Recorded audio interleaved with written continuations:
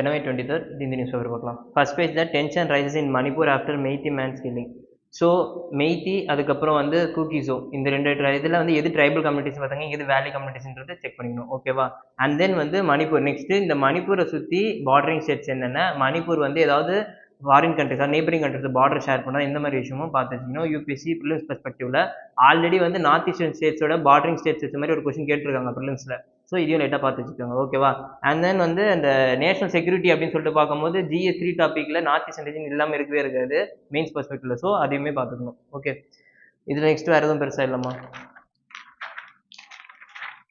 Next வந்து page number 10ல வந்து from present labour to legend how housie and. So இது வந்து யாரோ டிஎன்பிசி படிக்கிறதா இருந்தால் இது ரொம்ப முக்கியம். இந்த ஆர்டிகல் பார்த்துக்காங்க. ஓகேவா? அது அவரோட ஹோல் லைஃபே வந்து சின்ன ஷார்ட் ஃபார்மாக வந்து சொல்கிற மாதிரி ஆர்டிகல்.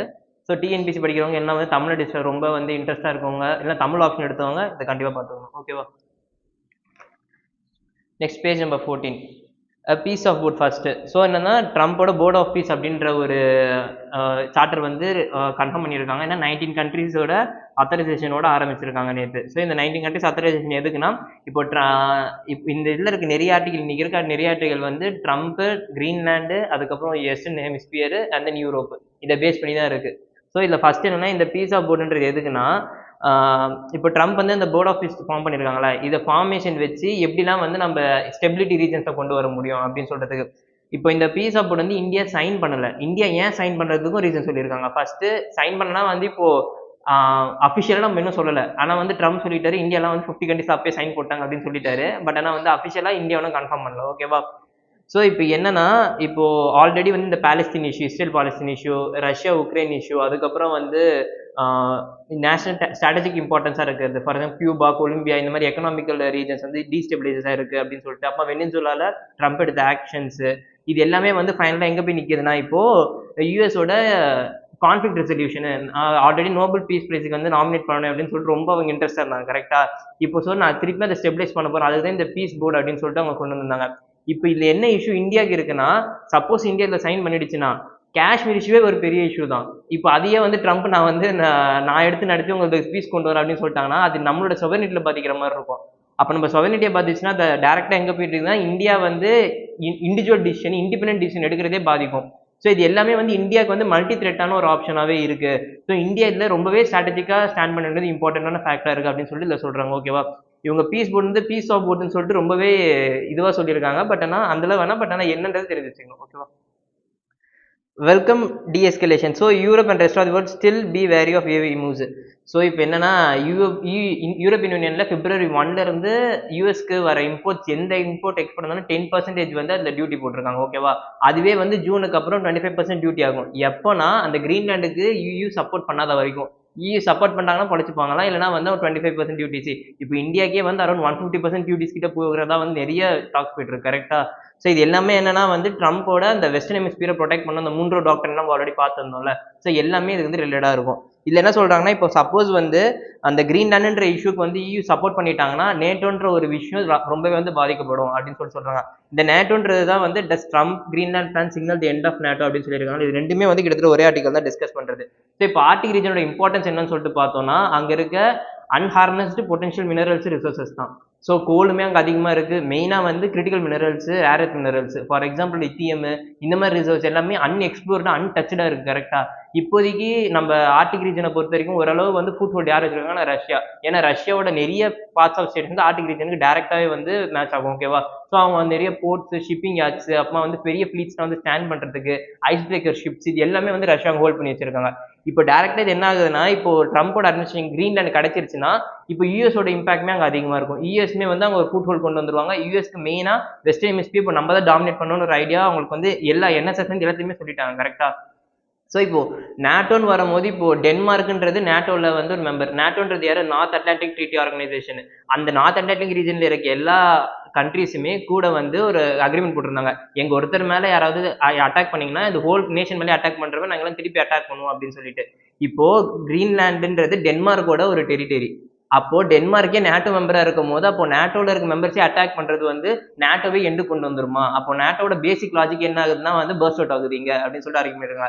நெக்ஸ்ட் அடுத்த விஷயம் என்னன்னு சொல்லிட்டு பார்த்தோம்னா கிரீன்லாண்ட்ல இப்போ வந்து அடுத்தது இந்த சி ஷிப்பிங்லாம் இருக்குல்ல, இந்த மாதிரி விஷயம் எல்லாமே ரொம்ப பொட்டன்ஷியலாக இருக்குது. ஸோ அதையுமே வந்து ட்ரம்ப் மெயினாக வந்து அதை வந்து ஹார்னஸ் பண்ணணும். அதே மாதிரி ட்ரம்ப் வந்து என்ன சொல்கிறாங்கன்னா, எங்களுக்கு வந்து கிரீன்லேண்ட் வரையும் எங்களுக்கு ஈஸியாக வந்து எனிமி பெனட்ரேஷன் வந்துடும். ஸோ அதை வந்து நான் தடுக்கிறதுக்காக தான் கிரீன்லேண்டையும் நாங்கள் வந்து எடுத்துக்கிறோம்னு சொல்லிட்டு நான் பே பண்ணி எடுத்துக்கிறோம் தான் சொல்கிறேன் அப்படின்ற மாதிரிலாம் நிறைய பேசிட்டு இருக்காரு. இப்போ இருக்க மெயினான ஸ்ட்ரெஸ், இப்போ இருக்க அட்மினிஸ்ட்ரேஷன், இப்போ இருக்க டைனமிக் டைம்ஸ்ல எக்கனாமிக் பவர் தான். எக்கனாமிக் பவர் யார் டாமினேட் பண்றாங்களோ அவங்க தான் வந்து ஹோல் குளோபே வந்து கண்ட்ரோல் பண்றாங்க. ஆனா இது வரைக்கும் எக்கனாமிக் பவரை டாமினேட் பண்றது வந்து யூஎஸ் தான் பண்ணிட்டு இருக்காங்க மோஸ்டா. இப்போ யார் இவங்களுக்கு காம்பீட் பண்ற ஒரே ஆள்னா சைனா மட்டும்தான். சைனா மட்டும்தான் இவனுக்கே அகேன்ஸ்டா போடுற சாங்ஷன் போடுற தைரியம் இருக்கு ஒரே ஆள். வேற யாருமே அந்த அளவுக்கு பண்ண முடியல. சரி, இது எல்லாமே வந்து என்னன்னா இப்போ நாட்டோ, ட்ரம்ப் அட்மினிஸ்ட்ரேஷன், யூஎஸ் இந்த மாதிரி விஷயத்துக்கு தான் கொஸ்டின் மார்க்கா போய் நிக்குது. சரி, ஓகேவா? இப்போ அதே மாதிரி இந்த நாட்டோ கிரீன்லாண்ட் இஷ்யூ பார்க்குறோம். யூஎலுமே வந்து என்னன்னா இது வரைக்குமே அவங்களுக்கு பெருசாக டிஃபென்ஸ் சிஸ்டம்னு கிடையாது. யூ வந்து ஆஃப்டர் வேர்ல்டு வார் 2 அவங்க வந்து அந்த டிஃபென்ஸ்ன்ற விஷயத்துக்கு வந்து ரொம்ப ஸ்பெண்டிங் கம்மியாக பண்ணிட்டு சோஷியல் கேபிட்டல் டெவலப் பண்ணுறதுக்கு எஜுகேஷன், ஹெல்த் இந்த மாதிரி விஷயம் ஹையர் ஸ்பெண்டிங் பண்ண ஆரம்பிச்சாங்க. அது என்ன ஆச்சுன்னா இப்போ ஃபர்தரா இப்போ சப்போஸ் இயூ வந்து யூஎஸ்ஏ வேணாம் சொல்லிட்டாலும் இயூ கம்ப்ளீட் டிபெண்ட் பண்ணியிருக்குது யூஎஸ்ஏ தான். ஏன்னா வந்து அவங்க கிட்ட தனியாக வெப்பனைஸ்டு ஆர்மரி மிலிட்டரியோ கிடையாது. அது கம்ப்ளீட்டாக வச்சிருக்குது இயூ தான், சாரி யூஎஸ் தான். அப்போ இந்த நாட்டோ அக்ரிமெண்ட் எண்ட் ஆச்சுன்னா யூகே வந்து அங்க ஏற்கனவே எல்லாம் எப்போ பிச்சுட்டு விடலான்ற மாதிரி தான் யூரோப்பியன் யூனியன்ல இருக்காங்க. ஆல்ரெடி இப்போ யூகே இஷ்யூமே நம்மளுக்கு தெரியும். ஸோ அப்போ போச்சுன்னா அது இயூவோட மேப்பே டீஸ்டெபிளைஸ் பண்ணிட்டு அந்த மேப்பே இல்லாமல் போயிடும். ஃபர்ஸ்ட் நம்ம ப்ரீயர் வேர்ல்டு வார்லாம் பார்த்த மாதிரி டென்மார்க்கும் இல்லை ஜெர்மனியோ இல்லை வந்து மற்ற கண்ட்ரிஸுமே சண்டை போடுறதுக்கு நிறைய சான்சஸ் இருக்கு. அதே மாதிரி இப்போ யூஎஸ்க்கு அகேன்ஸ்டாகவும் யூரோப்பியன் யூனியனால வெப்பன்ஸ் வந்து டெவலப் பண்ண முடியாது. ஏன்னா இப்போ வெப்பன் டெவலப்மெண்ட் ஆரம்பிச்சா இன்னொரு 5 டிகேட்ஸ் ஆகும் அவங்க அடுத்து ஓரளவு ஸ்டாண்டர்டான வெப்பன்ஸை கொண்டு வரதுக்கு இல்லை ஹையர் டெக்னாலஜி கொண்டு வரதுக்கு. அதுவுமே பெரிய இஷ்யூ. ஸோ இயூ வந்து இப்போ ரொம்ப ஒரு சிக்கலான சுச்சுவேஷன்ல இருக்கு. ஏன்னா அவங்க நாட்டோ விட்டு வெளியே வரவும் முடியாது, நாட்டோ உள்ளே இருக்க முடியாதுன்னு இந்த 2 ஆர்டிகல் வச்சு மொத்தமாக பேசியிருக்காங்க. ஓகேவா? So next, a dangerous march towards Himalayan ecocide. So இப்போ என்னன்னா இந்த ஹிமாலயன் ரீஜன்ஸ் இருக்குல்ல, அங்கெல்லாம் வந்து ஏகப்பட்ட கன்ஸ்ட்ரக்ஷன்ஸ் ஒர்க் போயிட்டு இருக்குது. கரெக்டாக இப்போ வந்து பண்ண சார்தம் ப்ராஜெக்ட் உத்தரகாண்ட்ல இந்த மாதிரி விஷயம் எல்லாமே எது கிரிட்டிகாலிட்டினா இப்போ கிளவுட் பர்ஸ்ட் நடந்திருக்கு. கிட்டத்தட்ட வந்து கீழே இருக்க வில்லேஜ் எல்லாமே வைப்போட்டா இருக்கு. ஃப்ரீக்வெண்டா கிளவுட் பர்ஸ்ட். ஃபார் எக்ஸாம்பிள் வந்து கிளவுட் பர்ஸ்ட் ஃபினாமினான்றது பிஃபோர் 2017க்கு முன்னாடி அது வந்து ஒரு ரேர் ஃபினாமினா இருந்துச்சு. இப்போ ரீசெண்டாக ஒரு 5 இயர்ஸா சென்னையிலும் கிளவுட் பஸ்ட்ன்றாங்க. ஃபர்ஸ்ட்லாம் வந்து மழை இருந்தால் தான் கிளவுட் பஸ்ட் அதிகமாக நடக்கும் அப்படின்னு சொல்லிட்டு இருந்தாங்க. இப்போ அப்படிலாம் கிடையாது. கிளவுட் பஸ்ட்டுக்கு ரீசனே கிடையாது. எங்க வேணா ஆரம்பிக்கலாம், எப்படி வேணா இருக்கலாம் அப்படின்ற மாதிரி தான் போயிட்டு இருக்கு. அப்போ இந்த மாதிரி டைனமிக்கா கிளைமேட் சேஞ்ச் ஆகிறதுக்கு காரணமே வந்து அங்க இருக்க நேட்டிவ் பிரீட் ஆஃப் ட்ரீஸ் வந்து ரிமூவ் பண்ணதான் தியோதர் ஃபாரஸ்ட். ஸோ தியோதர் ஃபாரஸ்ட்ன்றது எந்த அளவு வந்து எக்கலாஜிக் சிக்னிஃபிகன்ஸ்னா அதோட ரூட் பேஸ் தான் வந்து அங்க இருக்க ஹோல் ஹிமாலயாஸோட மவுண்டன் சிஸ்டம் ஹோல்ட் பண்ணிட்டு இருக்கு. இப்போ அந்த ஃபாரஸ்ட்டை கிளியர் பண்ணிட்டு அங்க நீங்க இன்ஃப்ராஸ்ட்ரக்சர் ப்ராஜெக்ட் கொண்டு வரதுன்றது அங்க இருக்க அதுவும் ஸ்லோப் கரெக்டாக ஹிமாலயாஸ் ஃபுல்லாக ஸ்லோப் ரீஜன்ஸ். ஸ்லோப்பில் கொண்டு வரும்போது அது ஆட்டோமேட்டிக்காக டீஸ்டெபிளைஸ் ஆயிடுது. பனி மேலே ஸ்டேபிள் ஆயிடுச்சுனாலே அது சறுக்கிட்டு கீழே தான் வர செய்யும், தண்ணி மெல்ட் ஆக தான் செய்யும். இது எல்லாமே திருப்பி இப்போ எங்க இருக்குதுன்னா வந்து பெரிய பெரிய டிசாஸ்டர்ஸ்ல போய் முடியுது. ஸோ இதுல சில ரீஜன்ஸ் நேம் கொடுத்துருக்காங்க. தாராலி, ஹர்சில், உத்தர்காஷி, சமோலி இந்த மாதிரி ரீஜன்ஸ் எல்லாம் டேரக்டா கொடுத்துட்டு இதெல்லாம் எதுக்கு famous. For example last time கூட இந்த மாதிரி சில சூடான் அந்த மாதிரிலாம் சொல்லிட்டு கொஸ்டின் கேட்டு இந்த கண்ட்ரிஸ்லாம் என்ன ரீசன் நடந்துச்சுன்னு கேட்டிருந்தாங்க, மிலிட்ரி கூப்பு. ஸோ அந்த மாதிரி இப்போவுமே வந்து இந்த ரீஜன்ஸ்லாம் எதுக்குன்னா வந்து டிசாஸ்டர் ப்ரோனா இருந்துச்சு, எல்லாம் வந்து ஹிமாலயன் ஸ்டேட்ஸ் இதெல்லாம் அந்த மாதிரி ஒரு ஐடியா வச்சுக்கணும். ஃபார் எக்ஸாம்பிள் எல்லாமே ட்ரைப்ஸ் நேம் மாதிரி தான் இருக்கு மோஸ்டா. ஸோ நமக்கு ஈஸியாக கன்ஃபியூஸ் ஆக சான்சஸ் இருக்கு. ஸோ இது லைட்டாக பார்த்து வச்சுக்கோங்க. ஓகேவா? வேற என்னன்னா இந்த இஷ்யூஸ் நடக்குதுல்ல. இப்போ ஃபார் எக்ஸாம்பிள் வந்து இன்ஃப்ராஸ்ட்ரக்சர் ப்ராஜெக்ட் தான் பெருசாக டெவலப் பண்ணுறாங்க, அதை வந்து ப்ராப்பராக அனலைஸ் பண்ணல அப்படின்னு சொல்லிட்டு. அப்போ இதுல வந்து என்விரான்மெண்ட் இம்பாக்ட் அசஸ்மெண்ட் அப்படின்றது எந்த அளவுக்கு க்ரூஷியலான ப்ளே இருக்கும் அப்படின்றதையும் பார்த்து வச்சுக்கணும். ஈவன் வந்து நேஷனல் கிரீன் ட்ரிபியூனல் இவங்கலாம் வந்து நிறைய டைம் வந்து ஜட்மெண்ட்ஸ் கொடுத்துமே வந்து அதை யாருமே வந்து அபாய்ட் பண்ணல. ஸ்டில் வந்து அந்த டெவலப்மெண்ட் ப்ராஜெக்ட் பர்சியூ பண்ணுறதா இருக்காங்க. ஸோ டெவலப்மெண்ட் ப்ராஜெக்ட்ன்றது எக்கனாலஜியை டெஸ்ட்ராய் பண்ணிச்சுன்னா அது வந்து எக்கனாமிக்குமே வந்து டிசாஸ்டராக இருக்கும் அப்படின்னு சொல்லிட்டு எல்லாம் ஆர்கியூ பண்ணிருக்காங்க. ஓகேவா? So next, BRICS India summit needs a green resilient agenda.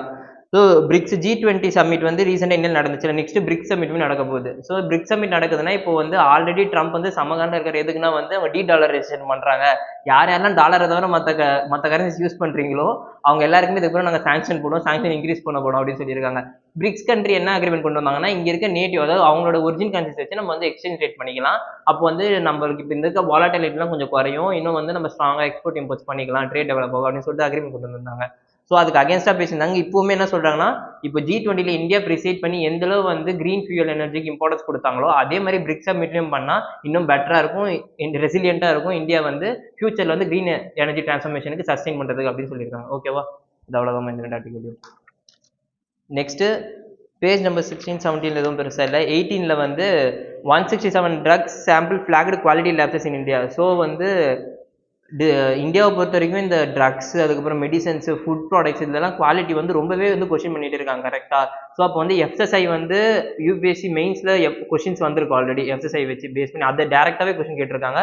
So prelims பெர்ஸ்பெக்டிவ்ல சென்ட்ரல் ட்ரக் ஸ்டாண்டர்ட்ஸ் கண்ட்ரோல் ஆர்கனைசேஷன்னா என்ன, அது இந்த ஆக்ட் மூலியமா வந்திருக்கா, இது வந்து எப்படின்றதெல்லாம் டீட்டெயிலாக பார்த்து வச்சுக்கோங்க ஓகேவா. ஸோ அண்ட் தென் வந்து official coercing has to surrender tribal lands. So great Nicobar project நம்ம ஆல்ரெடி ரொம்ப கிரிட்டிசைஸ் பண்ணி ரொம்ப ஒரு கான்ட்ரவர்சிக்கு அப்புறம் வந்துட்டு இருக்க ஒரு ப்ராஜெக்ட். அதில் இப்போ என்ன சொல்லியிருக்காங்கன்னா வந்து அங்கே இருக்க ட்ரைபல்ஸ் வந்து நாங்களே வந்து வாலண்டராக கொடுக்கல, எங்களை வந்து ஃபோர்ஸ் பண்ணி தான் வந்து அந்த ட்ரைபல் லேண்ட்ஸ் தான் வாங்கினாங்கன்னு சொல்லியிருக்காங்க. ஸோ இது ஃபர்தருமே வந்து அதிகமாக பூம் ஆகிறதுக்கு நிறைய சான்சஸ் இருக்குது, அது ஃபர்தராக பார்த்துக்கலாம் ஓகேவா.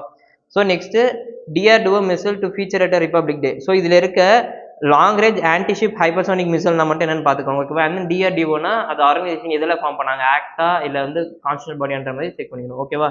Next Sindoor formation by air force fighter jets இருக்கு, அதில் கீழே ஆப்ரேஷன் சிந்தூர் கொடுத்துருக்காங்க. அது மிலிட்டரி நடந்துச்சா இல்லை ஏர்ஃபோர்ஸா எப்படின்றத லைட்டாக பார்த்து வச்சுக்கோங்க. அண்ட் தென் கீழே MiG-29 Su-30 MKS and Jaguar இந்த மாதிரி விஷயம்லாம் ஏர்கிராஃப்ட்னு சொல்லியிருக்காங்க. ஸோ இதை டேரெக்டாக இந்த மாதிரிலாம் கேட்டுட்டு இது ஏர்கிராஃப்டா இல்லை வந்து நேவி ஷிப்ஸா இந்த மாதிரிலாம் கேட்க தாராளமாக சான்ஸ் இருக்குது, அதையும் லைட்டாக பார்த்து வச்சுக்கோங்க ஓகேவா. அதே மாதிரி இது இண்டிஜினியஸ் காம்பனன்ட்ஸ் இருக்கான்னு தெரிஞ்சு வச்சுக்கோங்க. நம்ம ஏன்னா லாஸ்ட் டைம் வந்து டேரெக்டாக கொஸ்டின் கேட்டு இண்டிஜினியஸ் காம்பனன்ட்ல 50% இருக்குது 70% இருக்குலாம் கேட்டிருக்காங்க, அது நமக்கு தெரிஞ்சால் தான் அட்டன் பண்ண முடியும். ஸோ இந்த மாதிரி விஷயம்லாம் லைட்டாக பார்த்துக்கணும், அப்போ நம்மளுக்கு லைட்டாக ஆப்ஷன் இன்க்ளூட் பண்ணால் யூஸ்ஃபுல்லாக இருக்கும் ஓகேவா. ஸோ நெக்ஸ்ட்டு வேர்ல்ட் நியூஸில் வந்து பெருசாக நம்ம ஜஸ்ட் வந்து அதுக்கு அந்த ட்ரம்ப் வந்து நேட்டோ டேரிஃப்லாம் வந்து ரிமூவ் பண்ணுறேன், அதுக்கப்புறம் கிரீன்லாண்ட் ஃப்ரேம்வொர்க் ஒத்துக்கிட்டா உங்களுக்கு எல்லாமே எலிஜிபிளாக பண்ணுறோம் அப்படின்னு சொல்லியிருக்காங்க. வேறு எதுவும் பெருசாக அதில் இல்லை ஓகேவா. ஸ்போர்ட்ஸ் நியூஸும் பெருசாக இல்லாமா. ஸோ இன்றைக்கி டிஸ்கஸ் பண்ண ஆர்டிகல் எல்லாமே வந்து குவிசஸ் ஐகிட் ஐஏஎஸ் அகாடமி சேனலில் வந்து டெலிகிராம் சேனலில் அப்லோட் பண்ணுவாங்க, அட்டன் பண்ணுங்கள். இன்னும் ஆக்டிவ் காலிங்க்கு பெட்டராக இருக்கும் ஓகேவா. தேங்க்யூ.